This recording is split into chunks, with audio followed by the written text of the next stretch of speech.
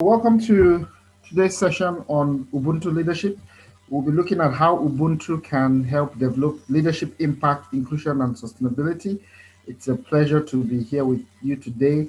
I'm Chibuzo Ejiogu. I'm a senior lecturer at the Montfort University. I teach and research leadership and Ubuntu leadership as well as related issues. I have also worked a lot in industry, and later on I'll be handing over to Amina Chitembo. She'll introduce herself and then deliver part of the session today. So it's really a pleasure to be here today. What we'll cover today will include helping us understand our own personal view of leadership based on the current views or dominant views of leadership around. Then we'll be looking at Ubuntu as a philosophy or as a mindset and how that can enhance leadership inclusiveness and sustainability. And then we'll be looking also at Ubuntu value-based leadership in terms of how it can improve service delivery and improve good governance and introduce high performance in an organization. So let's start with understanding some current views of leadership and the Ubuntu mindset. The thing that really helps me understand my personal view of leadership is thinking of it as a journey. So every one of us is on a personal leadership journey, and some of us may be designated official leaders in our organization. For others, we may have leadership in community service organizations, charities, at home, in communities, in families, and so on. So leadership operates in multiple spheres, and we learn about our leadership and our personal leadership styles through participating as leaders in these different spheres or avenues. Also, experiencing the leadership of others. When we follow others, we experience their leadership. Even in school, as students, we would have experienced leadership on sports teams and so on. So all of that also shapes what we see as good leadership or bad leadership, and what we want to emulate, what we want to copy, what we want to implement in terms of leadership. So very much seeing leadership as a progressive journey, and Ubuntu as just the next step on that journey, how it will help you consolidate some things you already know and build and extend some of these things and introduce some new dimensions to your leadership. So it's very much building on what you already practice as leadership and helping improve that rather than trying to, change everything and start from scratch. So let's start with leadership. Leadership is very important. I mean, for an organization to be effective, any organization, it needs good leadership. Yet, it's difficult to agree on a common definition of leadership. There are more than 500 definitions of leadership last time someone tried counting. However, there are common themes in leadership. And what we want to do today is look at some of those key themes in leadership and how that may contribute to shaping our own personal leadership style or personal leadership journey. So one of the main themes common in leadership today is this idea that leadership is about influence and goals. So for instance, a common definition of leadership goes along the lines of leadership being about influencing people to achieve a set goal or set goals. So the idea of leadership as influencing people towards goals. Another common idea about leadership that shapes a lot of people's view of leadership and practice of leadership is the idea that leaders are different from managers. So those who propagate this belief about leadership and management being different would argue that managers do things right while leaders do the right things. So this means that managers focus on getting the process right, making the process more efficient. However, leaders focus on choosing the strategy, the right process in the first place. How are we sure this is the right process? How are we sure this is the right direction, the right strategy? While managers now implement this and make the implementation more efficient, and more effective. So, for instance, Steve Jobs, popular CEO of Apple and co-founder of Apple, said that management is about persuading people to do things they do not want to do, while leadership is about inspiring people to do things they never thought they could. So this goes back to the idea of influencing people to achieve goals. And the difference here is that managers tend to influence by authority and by coercion, while leaders tend to influence by inspiration and motivation and getting people to buy into and own ideas and become passionate about certain things. Whereas management or managers tend to influence people who are reluctant to do things, around, the carrot and stick to do those things. This translates into a popular view of leadership different as being different between transformational leadership and transactional leadership. So the argument here is that there are two main styles of leadership. Transactional leaders tend to be more managers and tend to be more about meeting objectives, getting tasks done, delegating work, following rules, following the status quo, working within the status quo, working within the existing organizational culture. On the other hand, transformational leaders tend to be about developing a new vision, sharing that vision, caring about people, not just about the work and activities, inspiring and motivating followers, and breaking the norms, changing the culture, moving the status quo, changing things, transforming things. Another very popular concept about leadership that really shapes quite a lot of people's practice of leadership is this idea about leadership being a balance between task, team, and individuals. So this goes back to models by people like Ade, who argue that leadership really is about three things: achieving the task, building and maintaining good team dynamics, and developing the individual followers. And so, for instance, for each of these three areas, there are a lot of things you can do. So, for instance, in achieving the task, you talk about planning and allocating responsibilities and managing resources and performance and so on. For building and maintaining the teams, leaders need good communication, team building skills, motivation, issues of discipline in the team, ensuring people, follow rules and so on are important. And in terms of developing the individual, this is where things like leaders as coaches come in, coaching, counseling, motivating, developing people, developing their careers and so on, developing the next generation of leaders. And the idea is that leaders who can achieve a good balance between these three are high performing leaders and will lead high performing teams and high performing organizations. So again, a lot of people's leadership practice tends to be about this balance, but some people are skewed more towards the task, they're more task oriented, while others may be more team oriented and some others may be more individual oriented. So every leader is different and you may be drawn to one end, or the other in this model. And that just helps you understand your strengths as a leader and where you position yourself and how you think about yourself as a leader and your leadership practice. And then a very popular conception about leadership that's quite dominant is this idea that there are different leadership styles and that really you need to work with the right style that fits the context, fits the organization, fits its culture, fits the team you are working with, and so on. And while there are different people with different models of leadership styles, the one I'm sharing right now is by Goldman. Very he popularized it as well as the emotional intelligence that is necessary for leadership, effective leadership.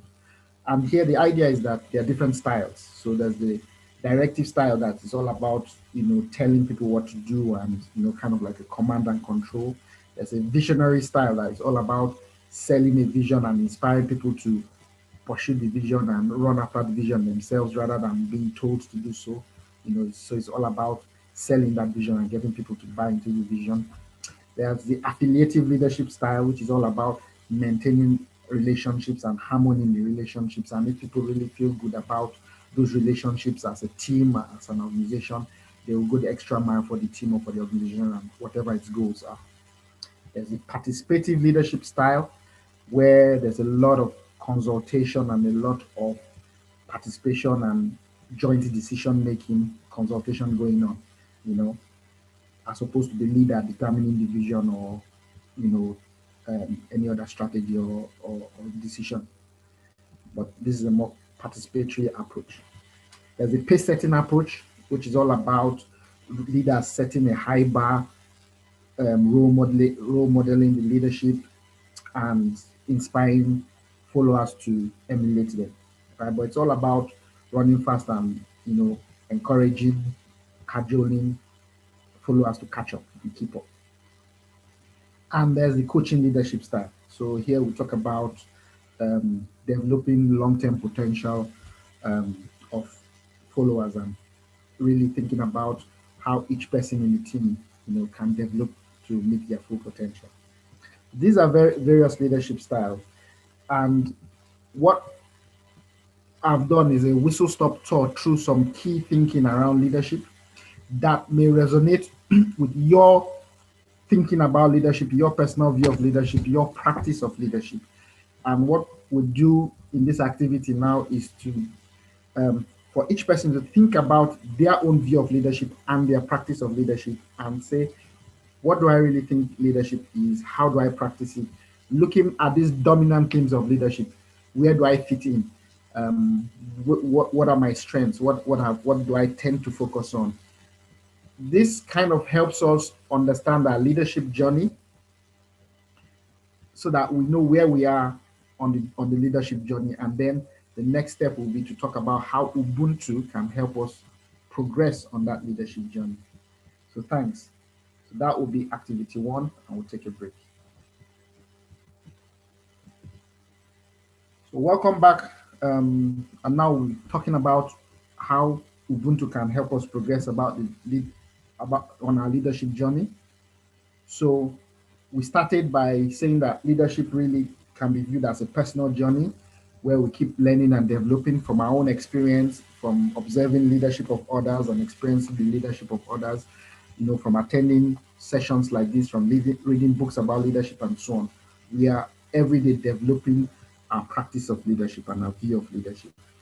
And we've done the first part of the session and an activity that helps each person, understand where they are on their leadership journey, what kind of leader they are. Are they more task-oriented or team-oriented or individual-oriented? What kind of style of leadership, it's most comfortable, fits them, and so on. So now that we know kind of where we are on our leadership journey, the next step will be to look at the concept of Ubuntu and how that can improve our leadership and help us make better impact as leaders. So what is Ubuntu?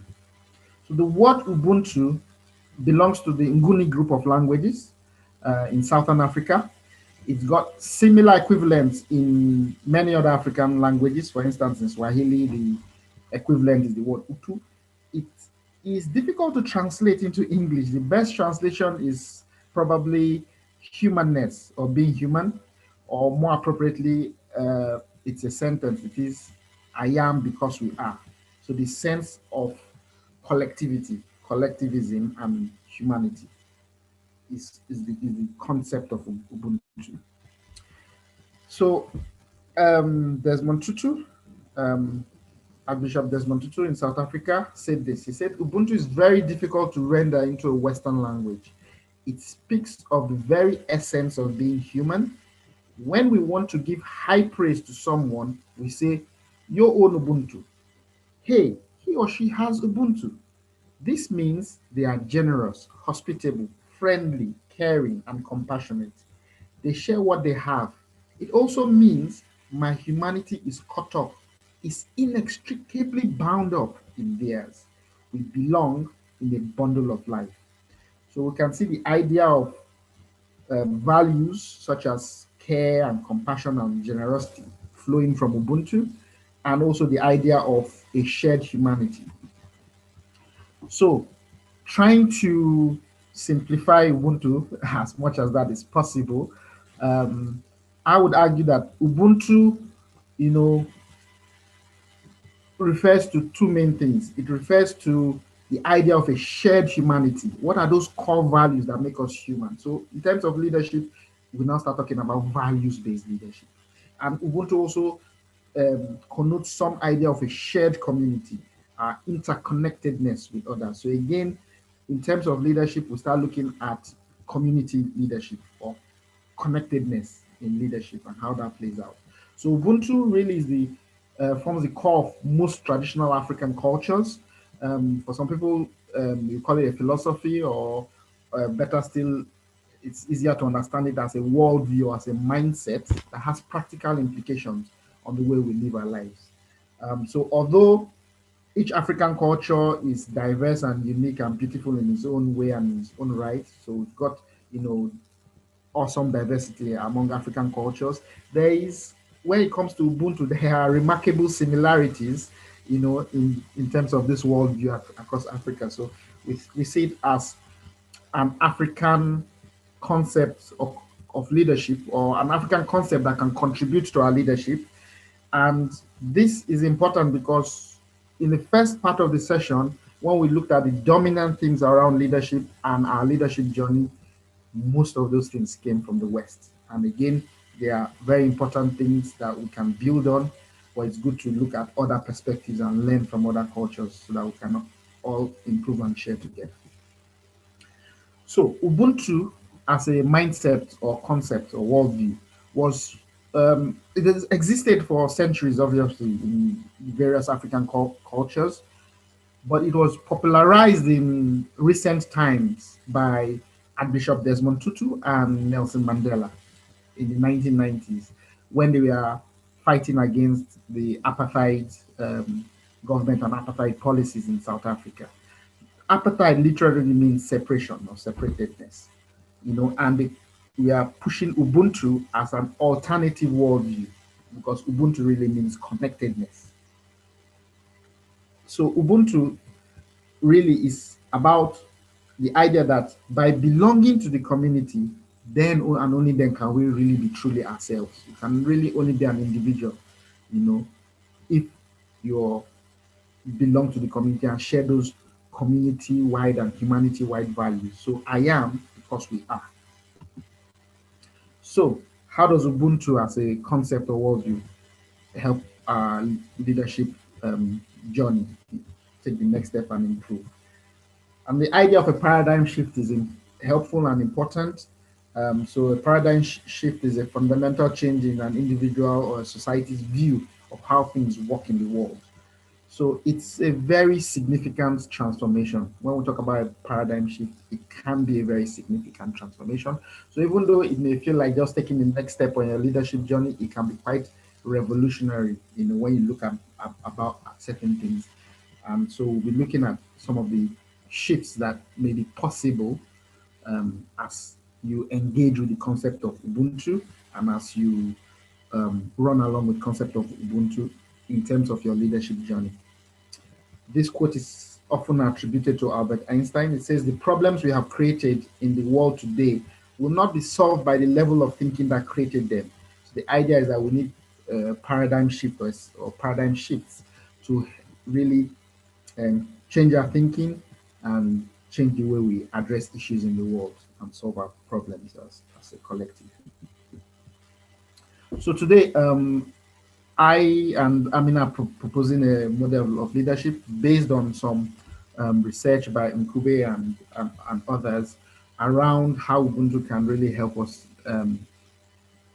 improve our leadership. So we'll be looking at five main things. So one is the idea of community leadership. The next thing is leadership for sustainability, which I call generational thinking. Leaders as role models, and then Amina will talk about values-based leadership and listening to voices in the community.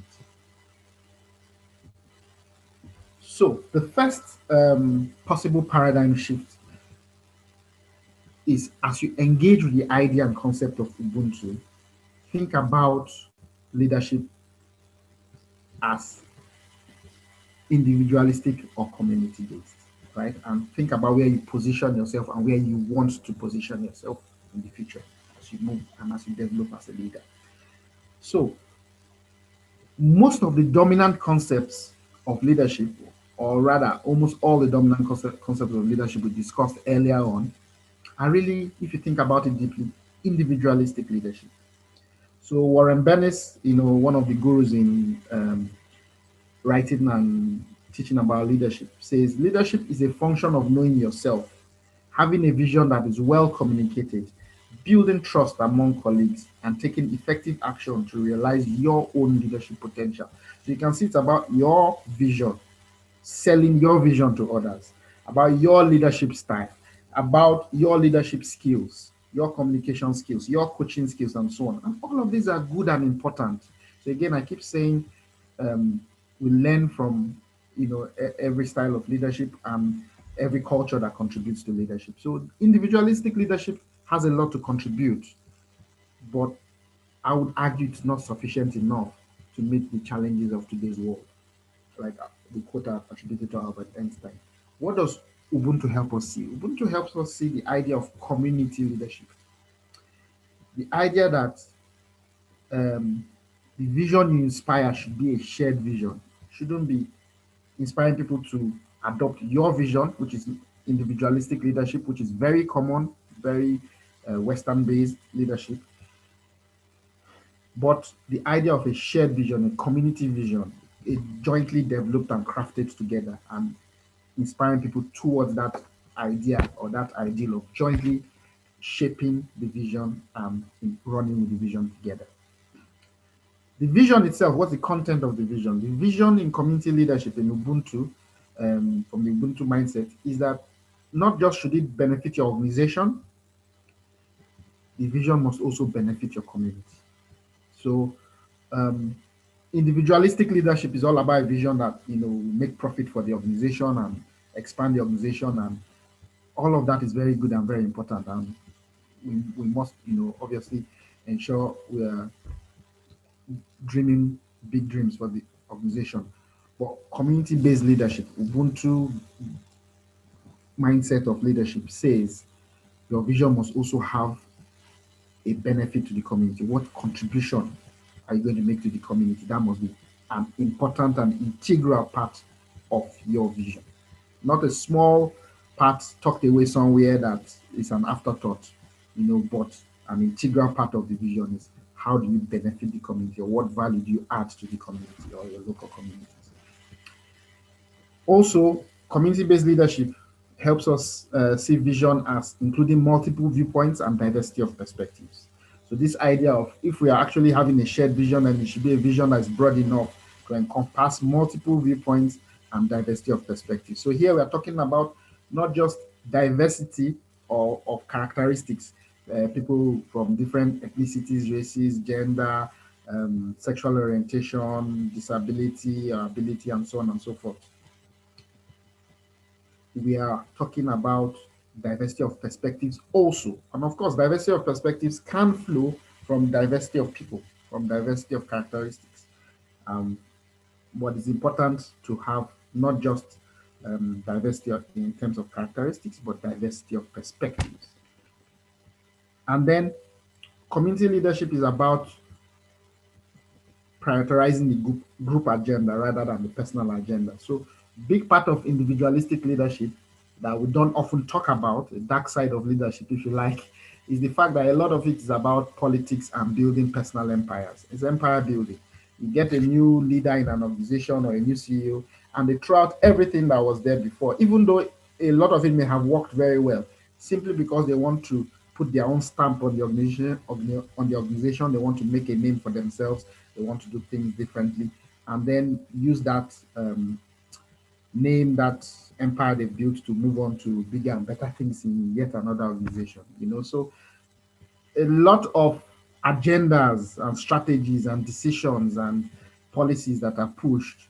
The uncomfortable truth is that there are personal agendas behind some of them, personal empires that are trying to be built. And community leadership is about saying, as a leader who values the community first and is a leader of integrity, what you want to prioritize is the group agenda, not your personal empire building or personal agenda. So, as we engage with the concept of Ubuntu, this may be one aspect of Ubuntu that may, for some people today, be helping shift paradigms. Most organizations are based on businesses on business models and leadership models that are Western centric or from the global north. So what we are saying is that a lot of the leadership and a lot of the business models we know today and have absorbed unconsciously even, or perhaps even consciously, are modeled on um, Western thought and Western culture. And that obviously has a lot of beautiful and important things to contribute that we all need to learn from.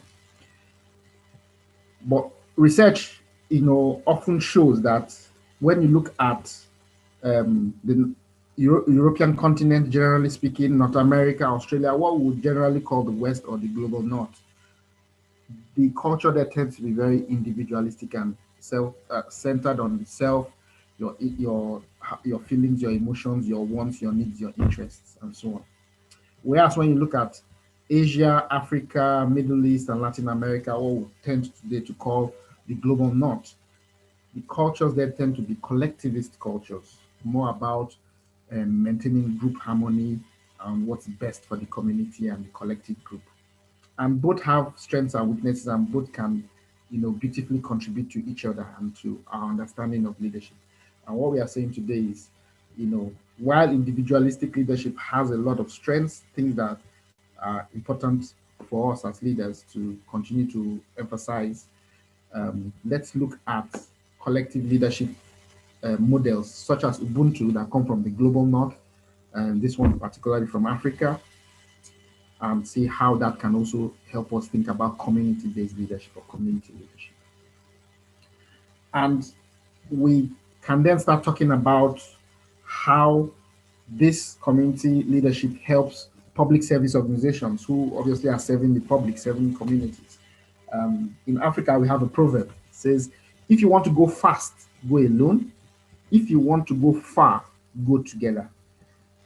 The challenge here is, if you want to go individualistic, if you want to focus on just the organization and the vision that is good for the organization, you will probably go fast, right? You probably go faster than those that take a collectivist or community-based approach, but you won't go very far. If you want things that are sustainable and long-term and really, have chances of carrying the majority of people along for the long term, then go together, work together, and look at community-based visions, shared visions, and so on, multiple visions with multiple viewpoints. So community-based leadership can help here. The next possible paradigm shift some people may encounter today from Ubuntu leadership is this idea of generational thinking or sustainability. So in Africa, we're always asking, you know, what about future generations? What's the impact on future generations? You're always thinking about your children or grandchildren. And really, in Africa, it's viewed as the village owns all the children. So, not necessarily your biological children. It's the children of the whole village, of the whole community you are concerned about, and their children and their children's children. So, the idea of generations is very important. And so, this is integral to the concept of Ubuntu. And therefore, when it comes to leadership, we need to be asking ourselves, how will my actions and inactions affect future generations? So for Ubuntu, it's not just actions, but also your inactions. By not doing anything, you may be part of the problem. By keeping silent, you may be part of the problem. By just continuing with the norm and same old, you may be part of the problem. Especially when you look at things like climate change and inequalities in society and so on. So Nelson Mandela, for instance, always emphasized that in the fight against apartheid, that if you kept silent, and didn't really join the fight against apartheid, you are contributing to sustaining apartheid rather than overturning the apartheid policy of the South African government then. So Ubuntu focuses on both your actions and your inactions as a leader. And again, this might be mind-blowing for people because quite different from all the conventional wisdom about leadership we talked about in the beginning. And how will this affect future generations? So take responsibility to solve problems. The idea that this stops with me or stops with us in our generation. We won't pass on this problem to the next generation. So therefore, it's very good for the ecology, for the environmental consciousness, going green, protecting the environment, the planet, and so on. The idea of social responsibility is also very important to help um, people, help society, and so on. And the idea of thinking globally and acting locally. Ubuntu leadership is not necessarily about changing the whole world. Some people like Nelson Mandela can have an impact across the whole nation or the whole world. But for most people, it's about, taking these global ideas, but acting, through small steps in very local places and making small differences in small places. And then the third part of Ubuntu leadership, obviously, is role modeling. So the difference here is do you stay at the forefront and, lead from the front, or do you stand at the back and, point your finger and tell people what to do? So it's all about, walking the talk in Ubuntu leadership. So Ubuntu is very strong about leaders being role models and role modeling all the other aspects of Ubuntu that we're going to talk about today. So some food for thought here. If that person did not have authority over you, would you still choose to follow that person? Second question, do people choose to follow you? And this is the idea that if you're a role model, if you're a good role model as a leader, then you don't need formal authority. You can be an Ubuntu leader without having leader or manager in your job title. People will choose to follow you. And a test for yourself, if you do have leader or manager in your job title, is will people still follow you if that authority was taken over, taken away, that formal authority? If the answer is yes, then it means you're probably role modeling something good. So the idea of Ubuntu leadership as leadership from role modeling that doesn't require formal authority. Again, this may be a paradigm shift for some people. So I'll stop here and I'll be handing over to Amina. She'll introduce herself and the Migrant Leadership Institute, and then talk a bit about the other aspects of Ubuntu leadership. So thank you very much.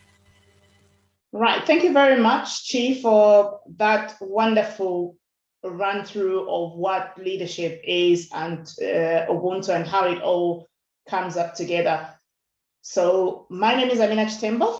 Thank you very much for joining us. I am the founder of Migrants Leadership Institute, and we help people who come to this country as adults in their professional journey to see where their career is going and where they fit in, and also within organizations if they need any support from us. We are a membership organization, and we are about just over almost a year old now, and it's a partnership that works because we saw the need to have a place where professionals can come together. And at the same time, I am also a PhD researcher at De Montfort University as well, and I'm in my final year. So Ubuntu-based values. When we talk about Ubuntu-based values, we are looking at what are those values that you can have as you as a leader, whether you have a formal position or you as an individual. So within the values, we have 5 different values that we can look at. And these are caring for the person, compassion and concern for others, building relationships and trust, and also empowerment, respect and dignity, sharing, success, and rewards. So let's look at these individually. Caring for the person. So in organizations, sometimes, especially when you have a larger team, it's easier to just look at everybody as a collective. We are a team, this is how we work. But when we talk about Ubuntu here, we're talking about looking at each individual as the person. So rather than looking at what people are doing, it's paying attention to even those people that are more quiet, sharing information, and they might not be coming to the events where everybody else is, or they might be the person that you see in the corner sitting on their own, just getting on with their job, caring for that person as well. But also it's about developing, nurturing, and mentoring others to grow. So how do you do that in your team? How do you do that in your journey? How do you help those that are coming behind you? But at the same time, it's also around seeking to learn more from other people, because as a leader, if you don't know the people that are around you, it might be difficult for you to lead. So in this case, we may talk about things like reverse mentoring. We can talk about allyship and things like that, being able to support. So you're taking away the collective, which is a very important part, but looking at each individual member of the team and how you can support them in those dyadic relationships that you have with them. Compassion and concern. It's taking genuine interest in other people and how they are getting on, whether it's getting on with their work. We know we spend a lot of time at work. But sometimes people come to work and they have a lot of issues that they're living. I've known of organizations where they say we leave our problems at the door. But when you think about it, that has been challenged by research to say that, psychologically, people do not really leave their problems. Instead, how can you as a leader talk to other people, help them, support them, listen? Not, that has to be balanced with work and also being able to support others. But people are likely to give more when actually they feel like they are part of a family, a professional family, and they are able to be supported and they be able to talk to you as a leader. The willingness to give yourself to help others. And this is not about you leaving your own work to go and support others, but that balance that a leader needs to have. And within these values, within the Ubuntu, are very strong values that we can put, that we can all use and we can also support others with. Respect and dignity, valuing the worth of others. So how do you speak to others? How do you treat others within you? Cultural thinking. So there's this thing about, the Western culture is about looking somebody in the eyes, where there are other cultures where they do things differently. However, this does not mean that you have to assume that everybody that is different from you will act differently. The best way of going around this would be things like having conversations with people, respectfully having conversations with people, and understanding what works for them and what doesn't work for them. Because that way you'll be able to know their strengths, you'll be able to know their weaknesses, you'll be able to support them, and they'll be able to reciprocate as well when you do that. The value-based sharing, success and rewards. So we know that, within organizations, we work as teams, and you may have a project with other people. How do you ensure that the success and the rewards are shared within the team? And also those people that maybe they've just gone a little bit out of their way to make a contribution, how do you reward them? How do you make them feel like you understand them and you celebrate their accomplishments? So Ubuntu leadership is also about listening to those silent voices. So taking things on board. So when somebody comes to you with an idea, what do you do with that idea? You move away from sort of like you know it all, because why would you employ people if you actually only want people that you can tell what to do? Because you want, as a good leader, you want to get those people to bring out the best in themselves so that they can work towards the goals that you're working towards. Be inclusive, collaborative, and participative.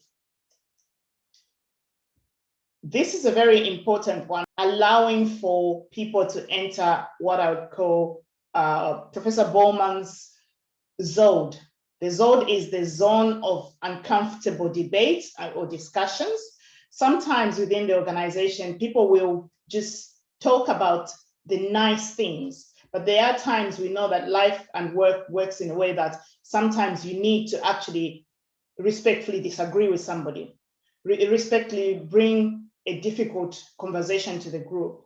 But it's making sure that you as a leader allows for that zone, that space. It doesn't have to be a physical space, but it's that space where these conversations can be had without people being afraid that it's going to affect their work, it's going to affect their standing with you as the leader, And within that, everybody respects everybody's opinion. And at the end of the day, you find a common goal that you use to work together. So at this stage, we're looking at the third activity. This is just individual reflection. So think about how may Ubuntu leadership improve your development as a leader. So all the things that we've talked about, where you are now, and any other things that you may think may come into play. How can this help you? Can you think of ways that you can apply Ubuntu in your role right now? You may already be leading with aspects of Ubuntu, but how can you strengthen that? How can you develop yourself on a day-to-day basis? We've come to the end of this session. This session is such a large session that we could actually spend a whole day. We could have activities, we could do all sorts of things, but this has been a whistle-stop tour of what Ubuntu can offer you. And we hope that by us bringing these key aspects to you, this has helped you to look at how you can improve yourself, how you can get better. We have to keep growing. And so this gives you that opportunity to start growing. And my concluding thoughts from what she started with, we looked at different types of leadership. Have you ever looked at yourself and seen what sort of leader you are? Can you be able to adjust yourself into situations? Because when you look at different aspects of leadership, there may be difficulties in terms of coming together and you becoming a formal leader in an organization, especially if you're new to a position. How can you implement all that? How does Ubuntu complement what you're already doing? Are you going through a change within your team? All those things that we've looked at, and also going forward, what are you going to be able to share? High-performing leader would be one who actually knows what aspects of leadership they can use in different situations. But on a day-to-day, make sure that you are leading with Ubuntu. As Desmond Tutu has said, when one stands out in a crowd, it's because they are standing on the shoulders of others. So those people that you have within your team are there to help you. So when you stand on the shoulders of your team, how can you give back? How can you give that to the community as well? So we're going to end here for now. Thank you very much for your time today, but please, if you can look at this recording again, pick up some of the ideas that you can use. And also, how did you feel this helped you? And also, just remember to give some feedback to the organizing team as well, so that they can be able to use that. Thank you very much. I think it's been a pleasant time together, and hopefully we'll learn things that can improve our personal practice of leadership. And I think the world needs better leaders, so the world needs you. Thank you very much. Thank you.